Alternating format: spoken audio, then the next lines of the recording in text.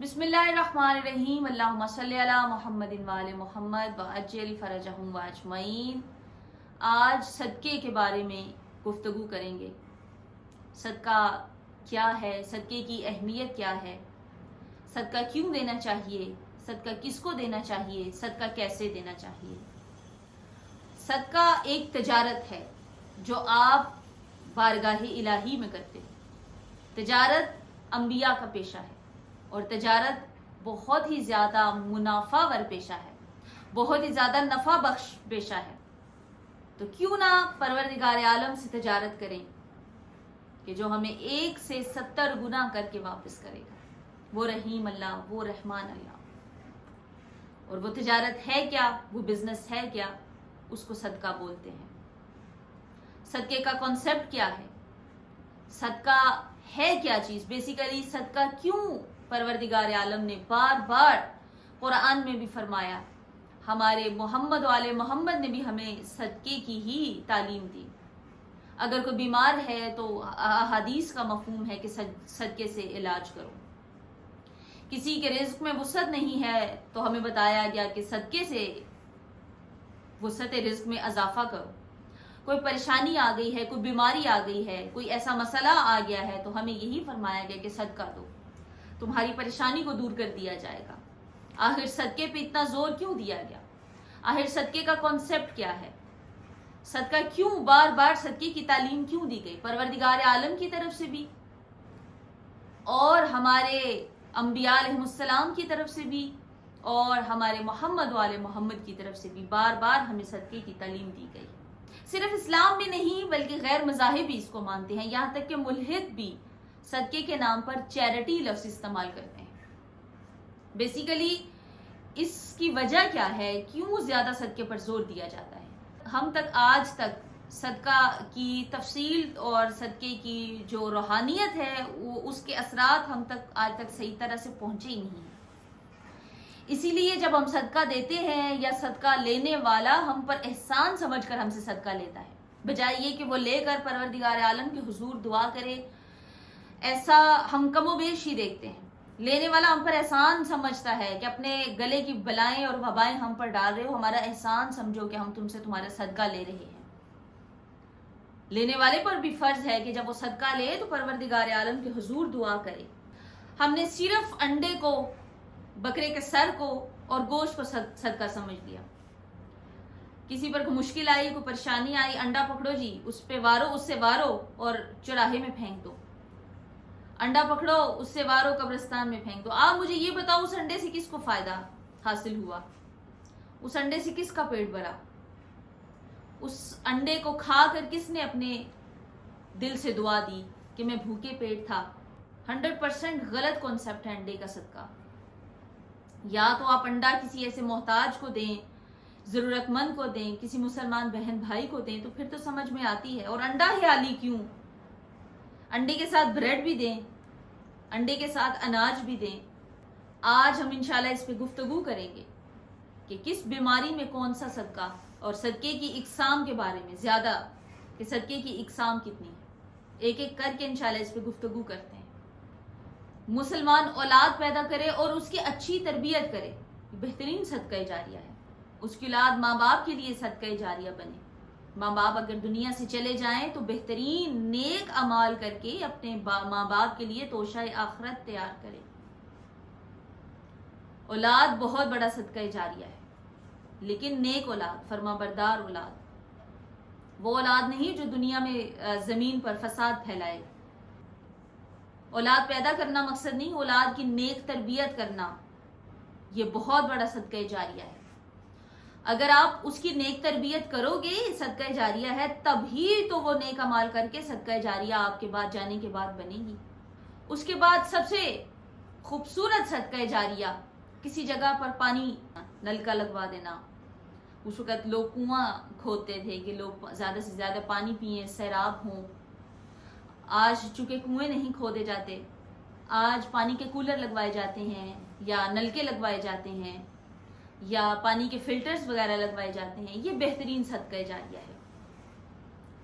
جس میں پرندے بھی پئیں، حشرات الارض بھی پئیں، جس میں جانور بھی پئیں، جس میں انسان بھی پئیں، اور پی کے پروردگار عالم کا شکر ادا کریں. ہم یہ کام بھول جاتے ہیں. کبھی ہم جا رہے ہوں کسی راستے پہ، ہم ٹھنڈے پانی کا کولر لگا ہوا دیکھیں، جسے الیکٹریکل کولر بھی کہتے ہیں، ہم وہاں سے پانی پیے. ہم پر یہ فرض ہے، کسی نے اس کو صدقہ جاریہ کر کے لگوایا، ہم پر یہ فرض ہے پانی پی کر ہم پانی لگوانے والے کے حق میں دعا کریں. اگلا بہترین صدقہ جاریہ درخت ہیں. وہ پھل والے درخت بھی ہو سکتے ہیں، وہ دوسرے درخت بھی ہو سکتے ہیں. درخت جتنے بھی ہوں وہ آپ کے ماحول کو آلودہ ہونے سے بچاتے ہیں، سایہ دیتے ہیں. اگر پھل والا درخت ہے تو آپ کو پھل بھی دیتا ہے اور سایہ بھی دیتا ہے. اور سب سے بڑی بات، آپ کے ماحول کو پاک رکھتے ہیں. آکسیجن لیول وہاں پر اچھا ہو جاتا ہے، وہاں پر آلودگی نہیں ہوتی جہاں پر درخت زیادہ لگے ہوتے ہیں.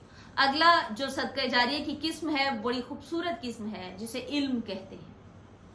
نالج، جس کو کبھی زوال نہیں، جس میں اضافہ ہی ہوتا ہے. یہ بہترین صدقہ جاریہ. آپ کہیں اسکول بنوا دیں، کسی کو قرآن پاک پڑھنا سکھا دیں، کسی کو علم کی بات بتا دیں، کسی کو آپ دنیا میں رہنے سہنے کے طریقے، تہذیب، تمیز سکھا دیں.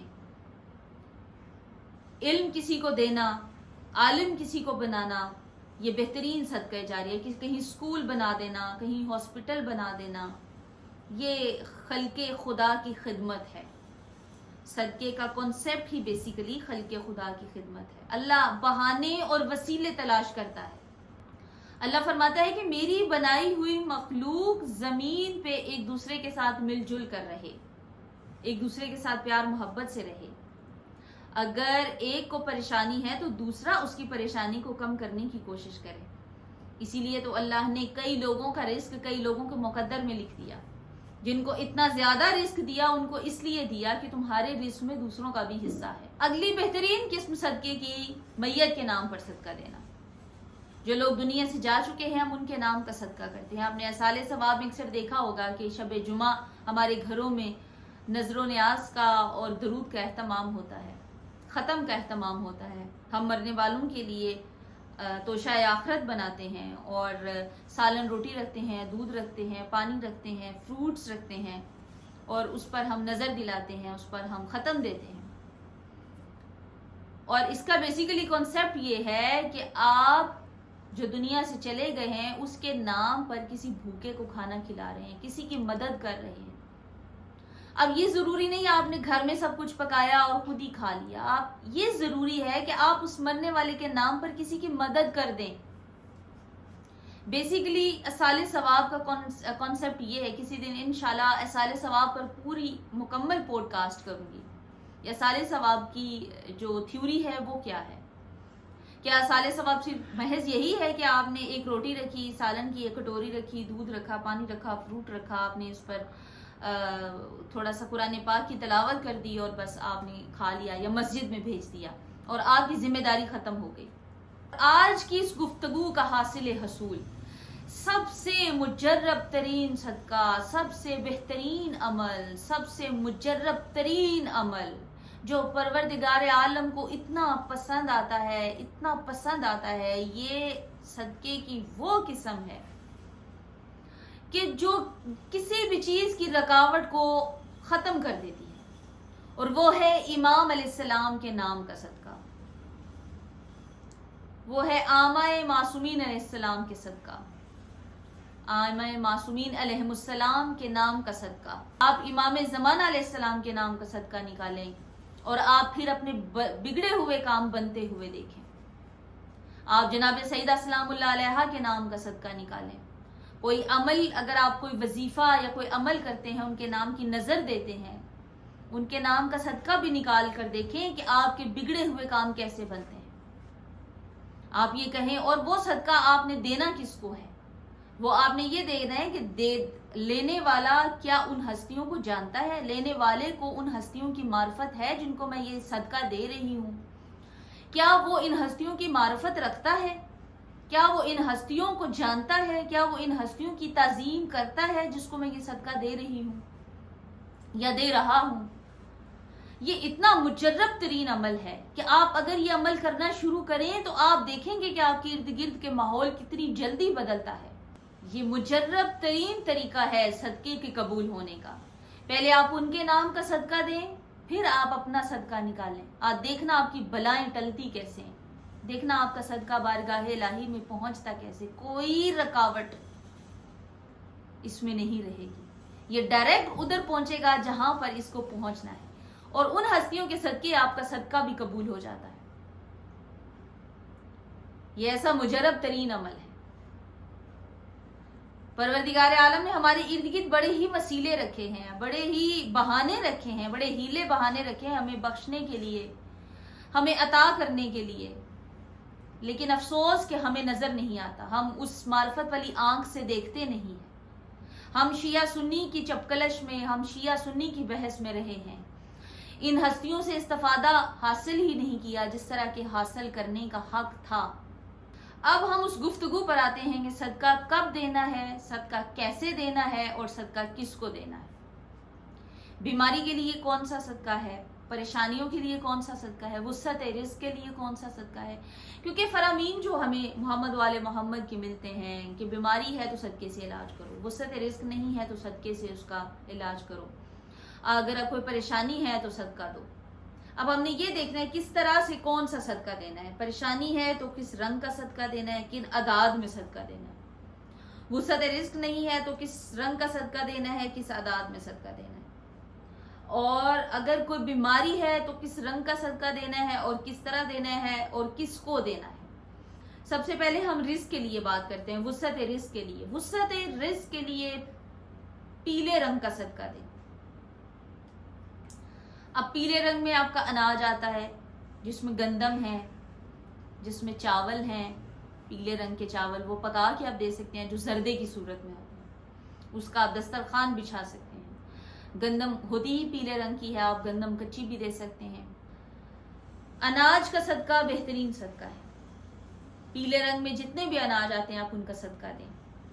فروٹس کا صدقہ دیں اپنی وسعت رزق کے لیے۔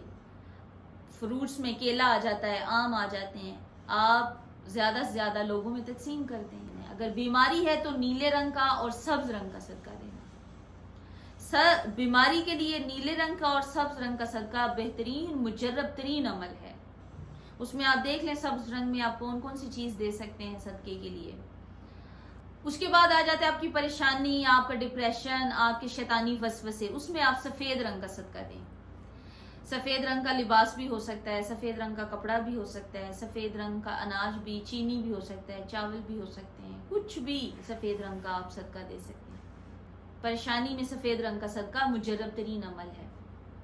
کسی دشمن سے خوف ہے آپ کو، کسی کی دشمنی کی وجہ سے پریشان ہیں، پھر آپ سرخ رنگ کا صدقہ دیں۔ اگر دشمن پر غالب آنا چاہتے ہیں تو سرخ رنگ کا صدقہ دیں۔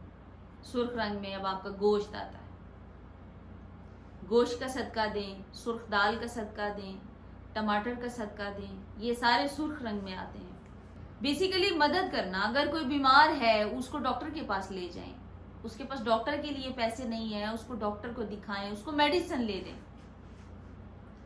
اس کو میڈیسن لے دیں۔ کسی کے پاس کپڑے نہیں ہیں اس کو کپڑے دے دیں، اور اپنا پہنا ہوا لباس کبھی بھی نہ دیں، کیونکہ آپ کے لباس میں آپ کی پازیٹیو اور آپ کی نیگیٹو انرجی ہوتی ہے، آپ دوسروں کو ٹرانسفر نہ کریں۔ آپ اپنا لباس پہنا ہوا کسی کو مت دیں، اور کسی کا پہنا ہوا لباس خود مت پہنیں۔ خوش اخلاقی سے بات کرنا، کسی کو اچھا مشورہ دینا، ماں باپ کے چہرے کو خوش ہو کر دیکھنا، باپ کے چہرے کی صبح زیارت کرنا بہترین صدقہ ہے۔ ماں کی خدمت کرنا، بہنوں سے محبت سے پیش آنا، بھائیوں کا احترام کرنا، یہ بہترین صدقہ ہے۔ اپنی بیوی پر کھلے دل سے خرچ کرنا، یہ بہترین صدقہ ہے۔ اب آ جاتے ہیں کہ جو ہم وظائف کرتے ہیں ان وظائف کا صدقہ ضرور نکالنا ہوتا ہے۔ اگر کوئی ایسا وظیفہ یا کوئی ایسا عمل کر رہے ہیں جو کسی معصوم کے نام سے منسوب کر کے کر رہے ہیں تو اس معصوم کا پہلے صدقہ نکالیں، پھر اس عمل کے اعداد و حساب کر کے شمار کر کے وہ صدقہ نکالیں، پھر اپنا صدقہ نکالیں، پھر وہ عمل کریں، پھر دیکھیے گا آپ کا وہ عمل کس طرح سے قابل قبول ہوتا۔ ہمیں پروردگار عالم سے دعا مانگنے کا طریقہ نہیں، ہمارے لیے اس نے راستے بہت آسان کر دیے، ہمارے لیے اس نے بڑی آسانیاں پیدا کر دی، لیکن ہم اپنے ارد گرد تدبر نہیں کرتے، ہم سیکھتے نہیں۔ علم کی کوئی حد مقرر نہیں ہے، ساری زندگی ہم سیکھتے رہتے ہیں۔ کبھی کبھی ہم بچوں سے کوئی ایسی بات سیکھ لیتے ہیں جو ہمیں بڑے سے بڑا استاد نہیں سمجھا سکتا۔ تو بہتر یہی ہے کہ اپنے ارد گرد دیکھیں، تدبر کریں، قرآن کو ایسے پڑھیں جیسے قرآن کو پڑھنے کا حق ہے۔ پروردگار عالم اس پیغام کے ذریعے ہمیں کیا کہہ رہا ہے۔ کوشش کریں کہ کوئی علم کی آپ کو بات ملے تو اس کو ایکسیپٹ کریں، اس کے اوپر تحقیق کریں، اس کے اوپر ریسرچ کریں، خود پڑھیں، کتابیں خود پڑھیں تاکہ آپ کو پتہ چلے کہ ہمارا دین کتنا خوبصورت ہے، پروردگار عالم کا پیغام کتنا خوبصورت ہے، اس نے ہماری زندگی میں کتنی آسانیاں پیدا کی ہیں، اس نے ہمیں زندگی کتنی آسان کر کے دی ہے، ہم انسانوں پر کتنی کرم کی بارشیں کی ہیں۔ لیکن افسوس کہ انسان نے اپنے بنانے والے رب کو پہچانا ہی نہیں جتنا کہ اس کو پہچاننے کا حق تھا۔